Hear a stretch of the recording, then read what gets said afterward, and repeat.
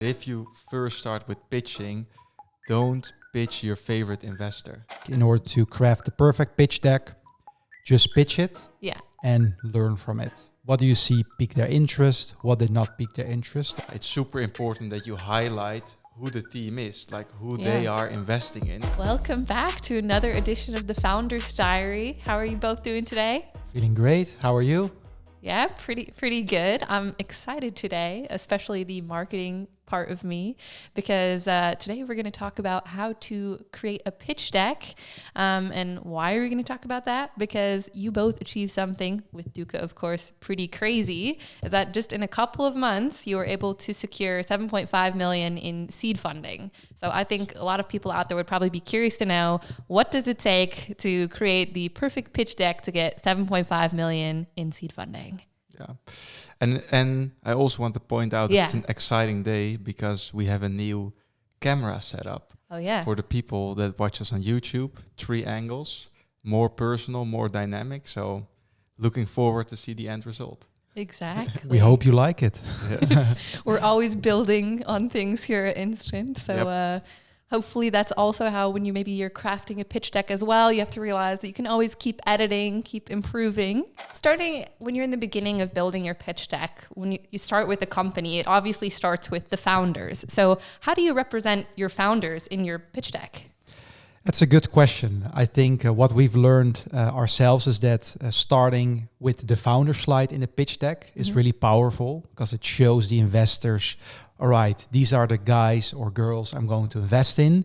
And you kind of have to explain them why the founding team is going to win, right? So in our case, it was really important that we highlighted our e-com experience and that we know the space. And that's why we are a great founding team to make it happen. One thing though, I think is that that's obviously the background, but it's also what are our skills and expertise. And I think Duca, Sam and myself, we are really diversified in a skill set. And I think that's also what was really appealing to the investors. And they even gave us like a nickname, the 3 Musketeers. Each individually really good at something different than the other co-founder. And also important is it's seed funding, right? So at this stage of a company, there's little to no revenue. There's not a lot of proof. So the investors are sort of making also a bet on the people, on the team, on the founders and the team in general. Like, can they pull this off? And I think in later stages, Series A, Series B, when there's more revenue, when the team consists of 100 people, the sort of the value of the founders becomes less and less because there is a proper team, there is a lot of revenue, a lot of customers. But at the beginning stages, there's not a lot. There's only a team they can bet on. And I think also it's for that reason that, it's super important that you highlight who the team is, like who they are investing in, because there's an idea and there's a team. And the idea is yet to be proven. But if you have a solid team, like in our example, we've worked together for so many years. There's a family relationship. It's all factors for investors that may indicate that we are a good team and it is a safe bet for them, regardless of what direction we're going. So especially in seed funding, we believe and also heard from investors that the team is like the most crucial part.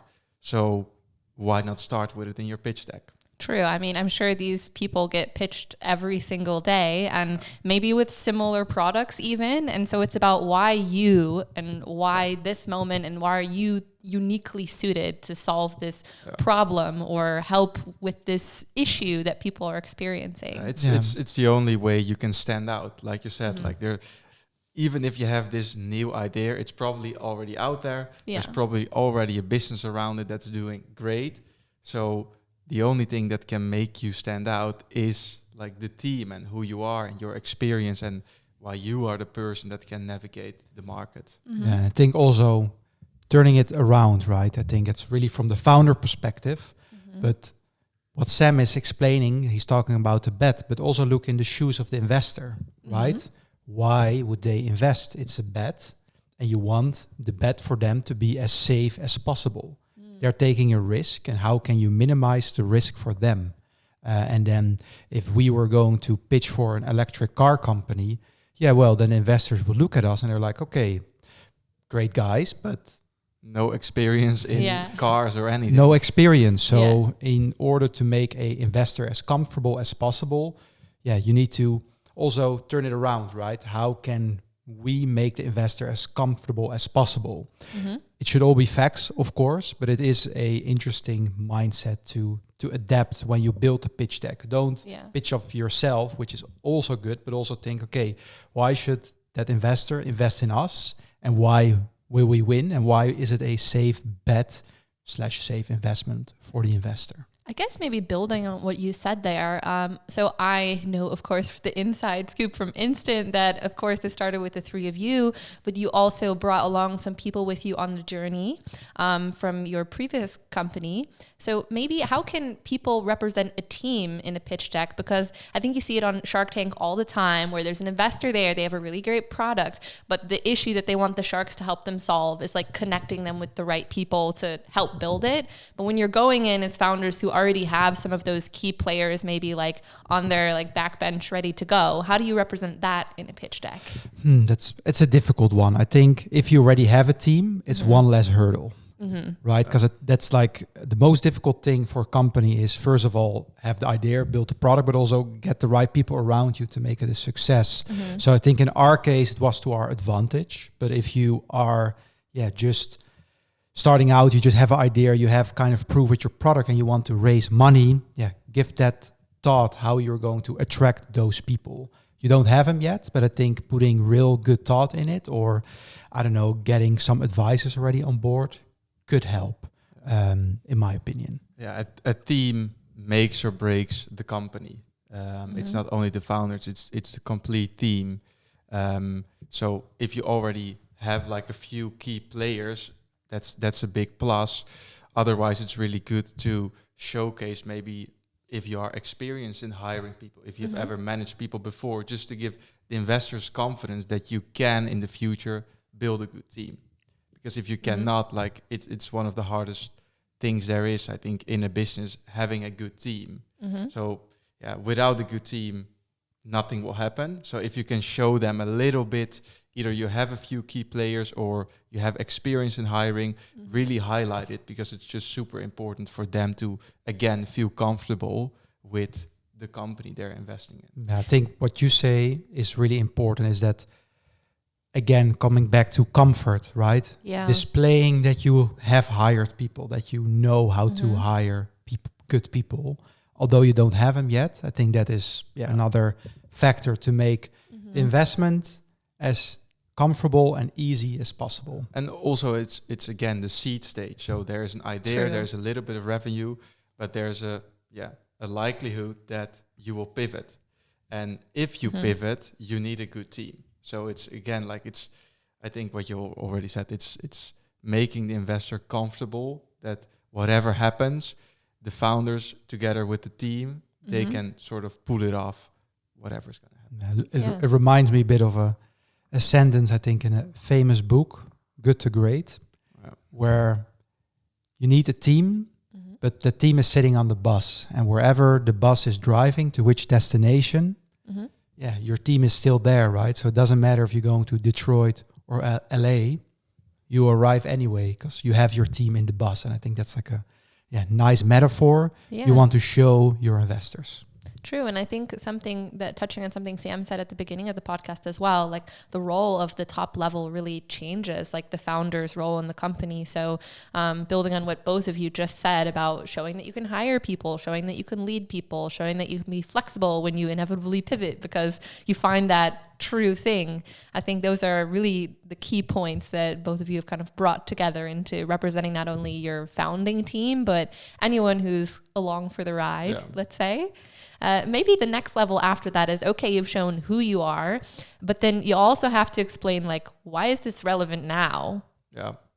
Yeah, that's super important thing, because you can sort of discover a problem that you think needs to be fixed, but the why now question is super powerful, because it's okay, there's a problem, but does this need to be fixed right now?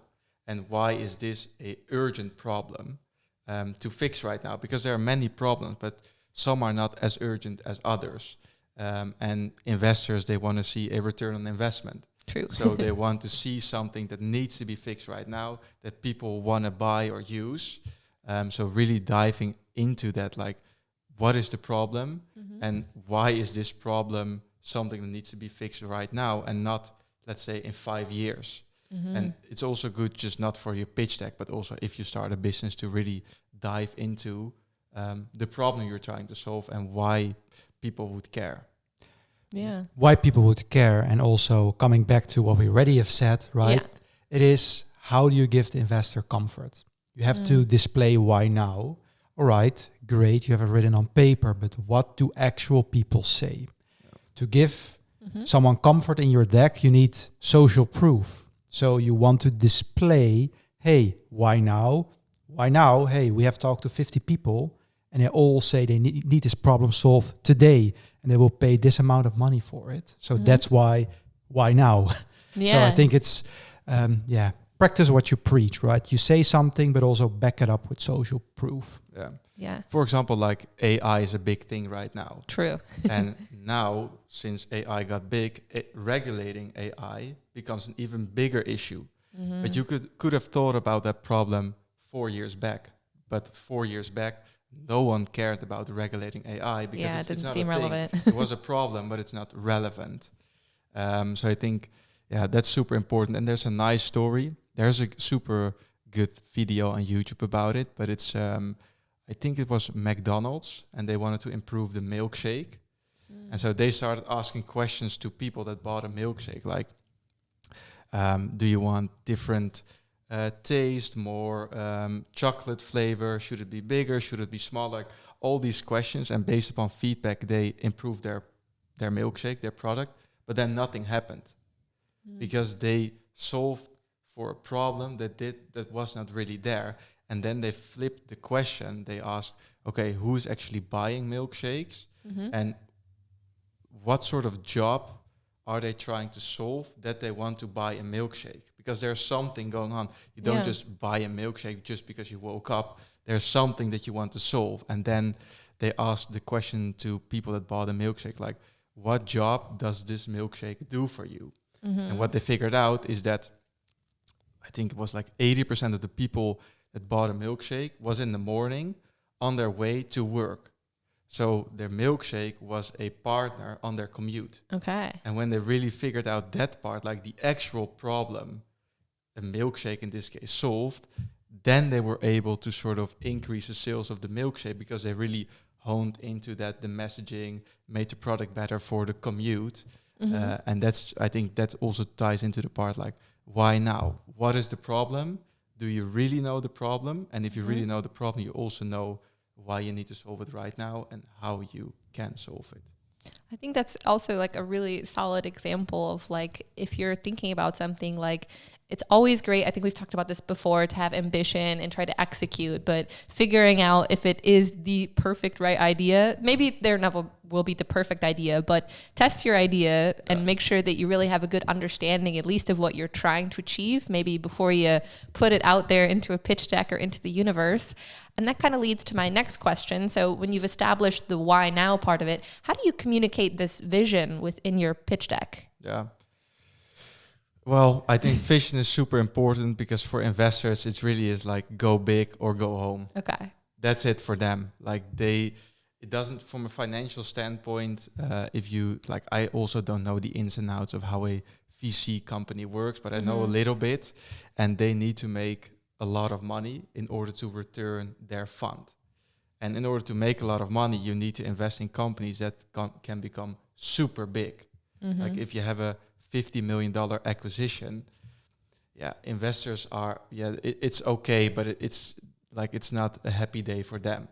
They really need the Salesforce, the Adobe, the HubSpots of this world in order to make money. So I think they really want to know, are you going to build something big? Can this become big? And that's what they want to see. I think there's a practical example is that there is Jason Lemkin, which is a founder of SaaStr, but he also founded a company, EchoSign, which was a VC-backed company. I think it was like a PDF doc sign or something like that.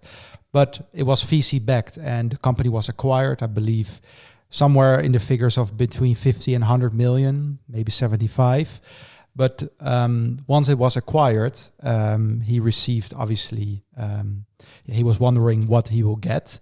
But the report of the investor, the yearly report of the investor, the acquisition wasn't even, it was mentioned, but it was like way underneath, because it was not a big deal for them. So for a founder, a 75 million euro exit can sound like a lot, but for a VC, it's nothing. So coming back to the vision you have to portray in your pitch deck. First of all, you need to believe it, but it also comes back to another episode we did.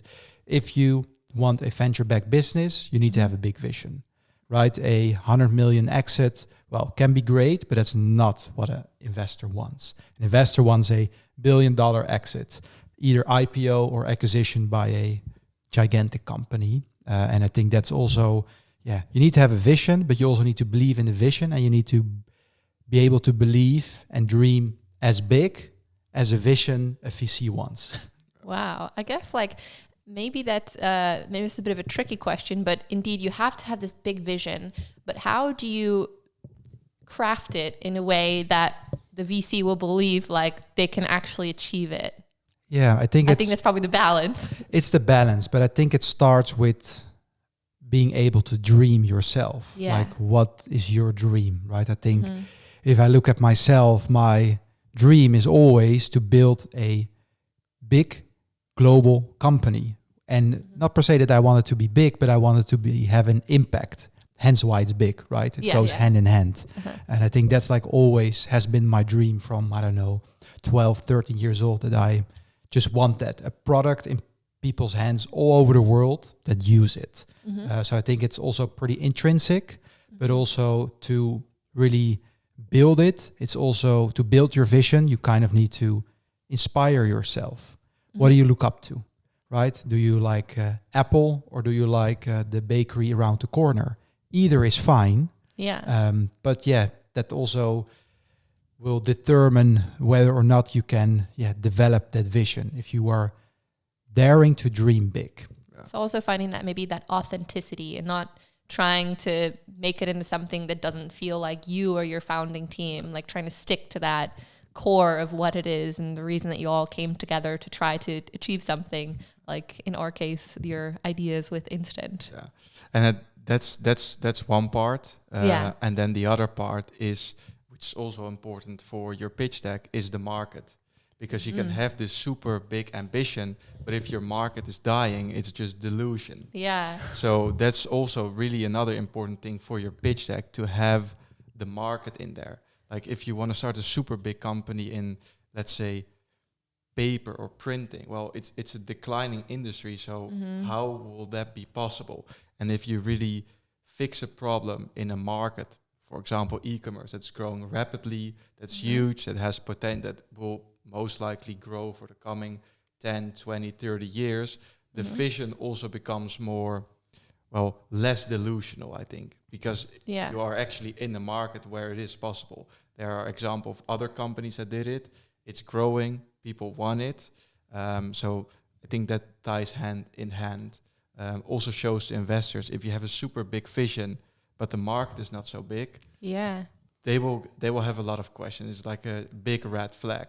But if you have a big vision in the right market, they actually think, this makes sense. It's kind of smart. Yeah, it's like, do they want a little bite out of a grape, or do you want a scoop out of a watermelon, you know? Yeah. I know there's lots of terms that get thrown around when we talk about the market in a pitch deck. Could maybe one of you or both of you kind of explain some of these key terms you should kind of try to include in your pitch deck when referring to the market of it all? Yes. In terms of the market, there is a TAM, SAM, SOM. Not sure of the right order, but it talks about the total addressable market. And it goes more in depth, right? So you want to display the investor, okay, the market you're going to invest in is going to be big. This is the whole market, and this is the piece of market I'm going to zoom in on, right? Coming back to Sam's example. Building a decacorn, by the way, another term, which is a company worth more than $10 billion. Building a decacorn in the fax industry, Yeah. it's not going to work, right? It's a declining industry. Like it doesn't exist almost anymore. Well, in the US it does, but the rest of the world it doesn't. So showing what industry you're going to build in, but also chopping it down, right? You cannot start a telecom company in the whole telecom world, right? It needs to be extremely niche, but you want to display that each part of the market is going to be big and you're going to start small, but the outlook is gigantic. It's the total addressable for us. It's the e-commerce industry. It's huge. Then we have a product. With that product, we can service, I don't know, a percentage of that industry. That's the SAM or SUM, I don't know. Yeah. And then there's one layer deeper. Okay, you have the serviceable market. Yeah. What percentage of the serviceable market do you think you can acquire? So that's sort of the steps that they want to see.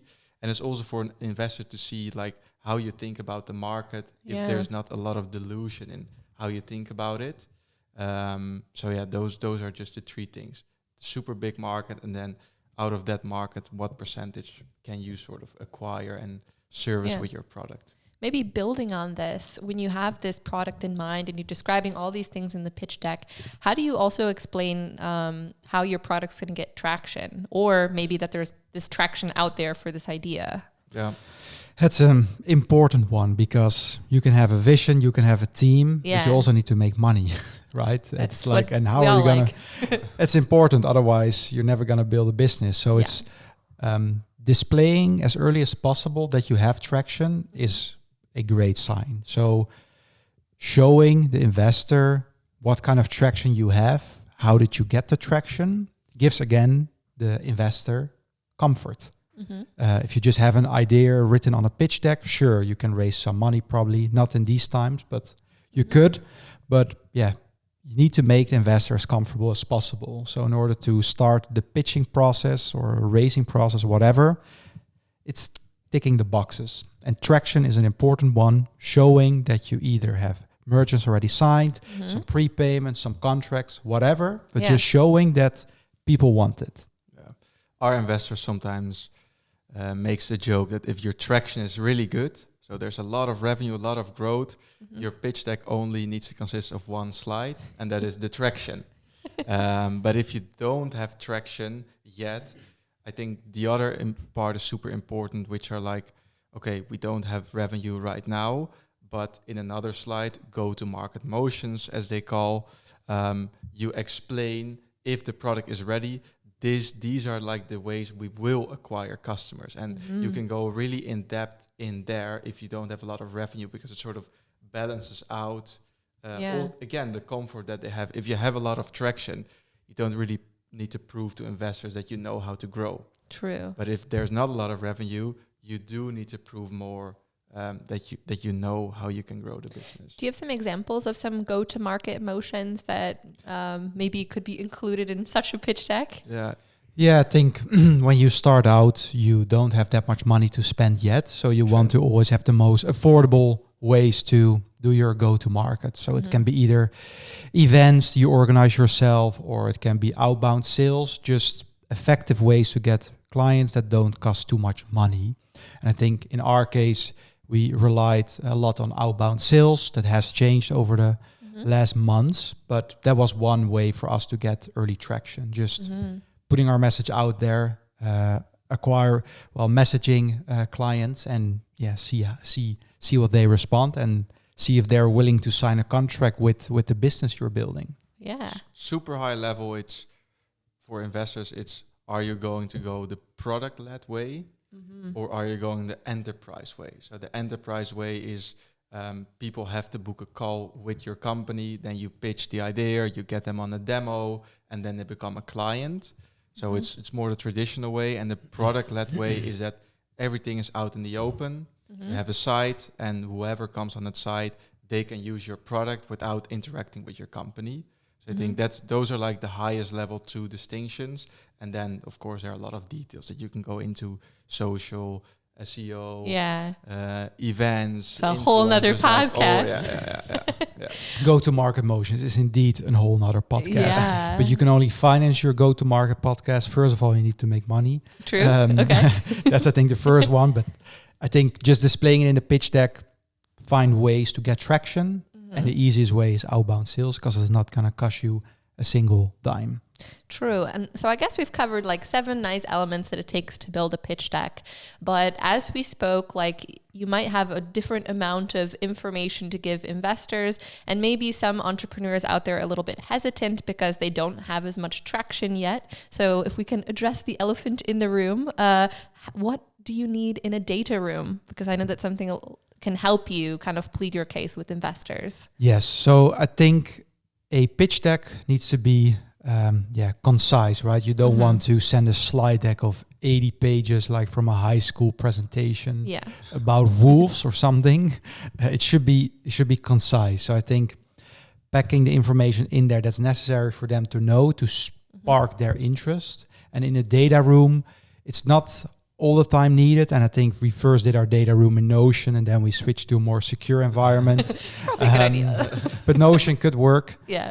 And it's just giving a lot of background information of the company in that room, right? So it's about budget, finances, what are you going to do with the money, how are you going to use the funds, and you can, for example, give more information about the market, about the team, about the product, research, just building a compelling case that gives the investor comfort. So I think pitch deck is really sparking the interest and putting tidbits in there that really are like, okay, I really want to invest in these guys. And then once they're almost there, you give them the data room, and then they're like, in a warm bed. Everything is perfect. They thought about everything. Perfect. Yeah. I want to invest in these guys. Pitch deck's kind of like watching the advertisement. If you want the full movie, data room. Yeah. Exactly. Okay. Y Combinator also, they have a principle that your pitch deck should just be white canvas, black text, no design, just like 7, maybe 8 slides, just super concise. And then in your data room, you can have like more of the super detailed information about forecasting and budgeting. But like you said, the pitch deck is just to create interest, that VCs want to learn more about whatever you're doing. Okay, makes sense. I guess one has to be really grabbing that hook, and then hopefully once you've reeled them in, you can use your data room to show them how you would execute on those ambitions. Yep, exactly. Well, do you have any last advice to round out our episode to anyone starting a pitch deck? Maybe some motivational words? Well, start with the pitch deck and just know it will evolve over time. And I think in order to craft the perfect pitch deck, just pitch it and learn from it. What do you see pique their interest? What did not pique their interest? And iterate and test on that. And I think we explained a couple important parts that we always include in the deck, which you can also do, but it is also played by the ear, right? You also need to experience it yourself. I have a sneaky tip. Ooh, okay. If you, like you said, pitching is important, your pitch will always change. But if you first start with pitching, don't pitch your favorite investor. Pitch to investors that are like, maybe it would be nice, because if the first try is immediately with the Champions League candidate, that's not super smart. I totally am there with you. Like, get it out there, see what the reaction is, tailor it. So when you're in front of that like dream investor, you can really put yourself out there. And don't ask family and friends, because they all think it's great. Just go to an investor and so you really want someone who's going to be critical, give you the real opinion. Well, it's been another great episode of the Founder's Diary. Thanks for our lovely chat again, Sam and Coen. Thanks for all the questions. Thank you. Absolutely. So now anyone listening, go out there, start writing your pitch deck, and let us know if you have any other questions that maybe they can answer in another episode. Yes. Sounds Been another good. episode of the Founder's Diary. Till next time. See you next time. Bye-bye.